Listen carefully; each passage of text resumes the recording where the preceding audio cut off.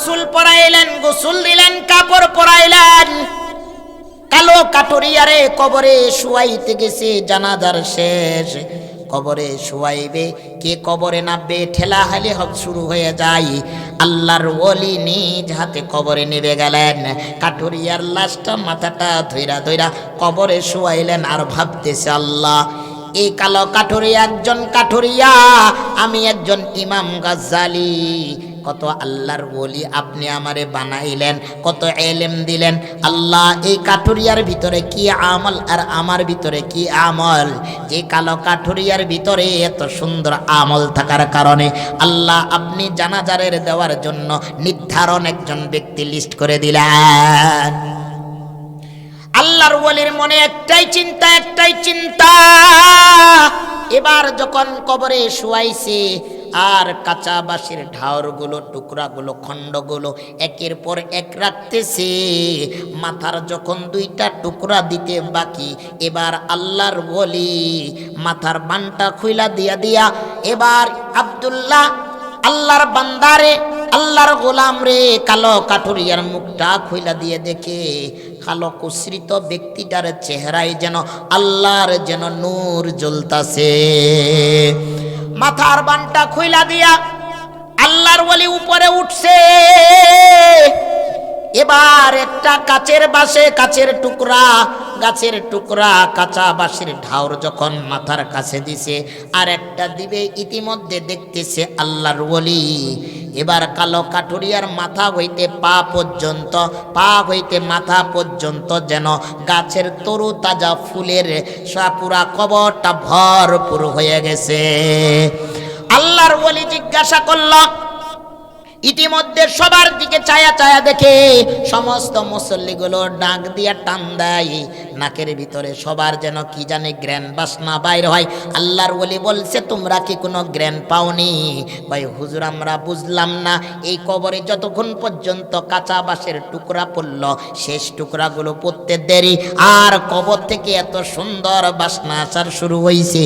পুরো গুরুস্থানটা যেন সুন্দর বাসনার সুগন্ধি ভরপুর হয়ে গেল।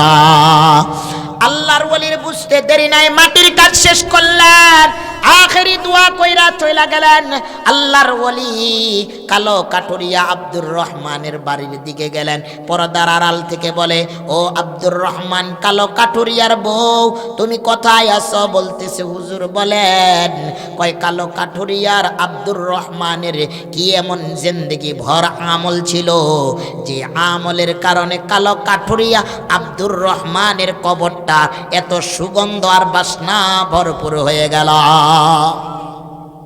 আল্লাহর ওলি জিজ্ঞাসা করলেন, আব্দুর রহমানের বিবি বললেন, হুজুর, আমার স্বামীর সাথে যতদিন ঘর সংসার করেছি, আমার স্বামী একজন দরিদ্র ব্যক্তি ছিলেন, গরিব ব্যক্তি। সারাদিন জঙ্গলে গাছ কাটতো, খড়ি ভাঙতো, আর এটা বাজারে বিক্রি কইরা কইরা আমাদের জন্য চাল ডালের ব্যবস্থা করত। আর কোনো আমার স্বামীর কোনো দামি কোনো ব্যবসা ছিল না। কিন্তু আমার স্বামী যার কাছে যাইতো, মানুষগুলো ঘৃণা চোখে দেখতো। আমার স্বামী কালো কুসৃত একজন ব্যক্তি, দরিদ্র একজন ব্যক্তি, মানুষগুলো দূর দূর করে তাড়াইয়া দিত, কেউ কাজে নিত না। কিন্তু আমার স্বামী জঙ্গলে জঙ্গলে খড়ি ভাঙে বেড়াইতো। হুজুর, কোন পার্সোনাল আমল দেখি নাই। আমার স্বামী যতদিন আমার সাথে ঘর সংসার করেছে, আমার জানা মতে আমি কোনোদিন কোনো ভালো আমল দেখি নাই। কিন্তু এতটুক বলতে পারি, আমার জিন্দেগি, আমার দশা অনুযায়ী, আমার সংসার কালীন আমার স্বামী কোনোদিন 5 ওয়াক্ত নামাজ মিস্টেক করে নাই। আল্লাহর ওলি জিজ্ঞাসা করলেন, আব্দুর রহমানের বিবি, আপনার স্বামীর ভিতরে নিশ্চয় কোনো আরো কোনো পার্সোনাল আমল আছে, না হইলে আমার আল্লাহ তাআলা আব্দুর রহমানের কবরে এত সুন্দর বাসনা দিতে পারে না। এবার আব্দুর রহমানের বিবি বলল, হুজুর, আমার স্বামীর ভিতরে আমল আমি দেখি নাই। কিন্তু হুজুর, আমি একটা কথা বলতে পারবো, আমার স্বামী প্রতিদিন 5 ওয়াক্ত জামাতে শামিল হইতো, কিন্তু ফজরের আজানটা দিতে দেরি। আমার ঘরে একটা একটা ছোট্ট বাচ্চা আছে, এই বাচ্চাটার নিতে দেরি করতো না। ফজরে যতক্ষণ পর্যন্ত মসজিদে আজান হইতো ততক্ষণ পর্যন্ত আমার বাচ্চাটারে নিয়ে মসজিদে থাকতো। দুইটা টাইম আমার স্বামী মসজিদে দেরি করতো, একটা হইল ফজর আর একটা হইল মাগরিব। এবার আল্লাহর ওলি আব্দুর রহমানের বিবিরে বলল, আব্দুর রহমানের বিবি, আপনার ছেলেটারে আমার সাথে দেন। আল্লাহর ওলি তখন বাচ্চাটার নিয়ে মাথায় আদর কইরা বলল, বাবারে, তোমার আব্বা আব্দুর রহমান কালো কাঠুরিয়ার কি এমন আমল ছিল তুমি কি দেখেছ? বাচ্চাটা বলল, হুজুর, আমার আব্বা প্রতিদিন ফজরের জামাতে শামিল হইত, কিন্তু মুয়াজ্জিন আজান দিত, আমার আব্বাও জামাতে শামিল হইত। ইমাম যখন সালাম ফিরাইতো সমস্ত মুসল্লি দোয়া কইরা বাড়িতে আসতো। আমার আব্বা বাড়িতে আসতো না, দরজা জানালাগুলো লাগায়া আমি ছোট্ট মানুষ ভিতরে দৌড়াদৌড়ি করতাম। আমার আব্বা প্রতিদিন ফজরের নামাজের পরে মসজিদের এক কোণা থেকে একটা কিতাব আয়না আমার আব্বা বুকে জড়ায়া ক্রন্দন করতো আর বলতো, আল্লাহ, আমার কেউ নাই পৃথিবী, এ দুনিয়ায় আমিও কেউ না, আমারও কেউ না, আল্লাহ। আমার আব্বা এরকম করে কান্না করতো আর এমন ভাবে কান্না করতো হুজুর, যেন আমার আব্বা যেমন কিছুক্ষণ আগে ইন্তেকাল করলো, এরকম ভাবে আমার আব্বা ক্রন্দন করতো। এরে মুসলমান নবীর উম্মতের দল, আব্দুর রহমানের যে আমলটার কথা শুনলো, আল্লাহর ওলি কিছুক্ষণ পরে যখন বলল, বাবারে, আর দেরি না, তোমার আব্বা কি আমল করতো আমার সাথে একটু মসজিদে চলা। মসজিদে নিয়ে গেলেন। মসজিদে যায়া যখন আল্লাহর ওলিরে দেখায়া দিলেন, হুজুর, ওই যে কিতাবটা দেখা যায় পুরানা একটা কিতাব, ওই যে মোটা একটা কিতাব যার মধ্যে মাকড়াসার জাল বন্ধ হয়ে গেছে, এই কিতাবটা ধইরা আমার আব্বা ক্রন্দন করত, কাঁদত। আল্লাহর ওলি কিতাবটা পায়রা দেখলেন, এই কালো কাঠুরিয়া প্রতিদিন মসজিদে বয়া শাহাদাত আঙ্গুলটা উঁচা কইরা আল্লাহর কিতাব লুয়ে মাহফুজ পাঠানো কিতাবটারে ধইরা শাহাদাত আঙ্গুল দিয়া বলতো, আল্লাহ, কিতাব শর্ত, কিতাবের এলান শর্ত, কিতাবের ঘোষণার শর্ত, যা বলেছেন সব শর্ত আমি মানি, আমি সাক্ষী দিলাম, কিন্তু আল্লাহ, আমি তো আপনার কিতাব পড়তে পারি না, আল্লাহ। হুজুর যখন পায়রা কোরআনটা দেখলো, এই কিতাবটা দেখলো, খুইলা দেখে, আল্লাহু আকবার, এই কিতাবটা কোনো সাধারণ কিতাব না, আল্লাহর পাঠানো লইয়া মাহফুজ থেকে এই কিতাবটার নাম হইল আল কোরআন। কিতাবটার পৃষ্ঠাগুলো খুলছে, দেখতেছে, শুধু তাই না, এত মোহাব্বত।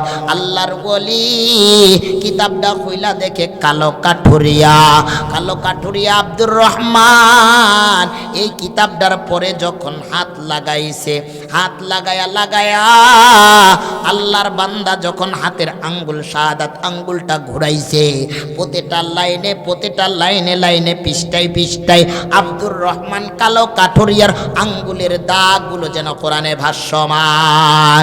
কিতাব কুছর পর জরা পজ বৈঠো কে আসহারে উলফত सीना पर सीना हो, किताब कुछर कर जरा पर बैठो कि असहारे उल्फत सीना पर सीना हो। কিতাবটা সিনার সাথে লাগায়া ক্রন্দন করেছে।